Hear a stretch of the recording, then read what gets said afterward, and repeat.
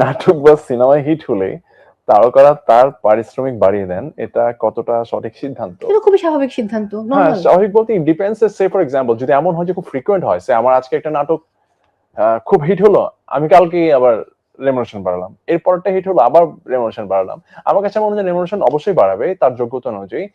তার যদি এই যে নাটক সিনেমা হিট হওয়ার কনসিস্টেন্সি থাকে, হ্যাঁ, সে হ্যাঁ, আমি একটা এখন ৫ টাকা নিচ্ছি, আমি ১ বছর ধরে হয়তো বা আমি ৬ মাস ধরে খুব ভালো প্রোডাকশন দিয়ে যাচ্ছি বা এটা একটা কনসিস্টেন্সির একটা টাইম আছে যে এত বড় টাইম পিরিয়ড ধরে আমি একটা ভালো প্রোডাকশন দিয়ে যাচ্ছি, হিট প্রোডাকশন দিয়ে যাচ্ছি। এরপরে যদি ওই আর্টিস্ট তার রেমুনেশন বাড়ায়, definitely he or she hmm, hmm, hmm, hmm, deserves it. Hmm, এখানে কোনো ইললজিক্যাল কিছু নাই। একদম। বাট যদি এমন হয় যে না, আজকে একটা নাটক হিট হলো, কালকেই হুম, রেমুনেশন বাড়ালাম, তাহলে হুম। বিষয়টা একটু কঠিন। ওকে, পরের প্রশ্নে যাব। এটা এটা আমাদের গল্প দেশ ছাড়িয়ে বিদেশের মানুষের মনও জয় করেছে। হুম, এর পেছনে কারণ কি হতে পারে বলে মনে হয়? কি মনে হয়?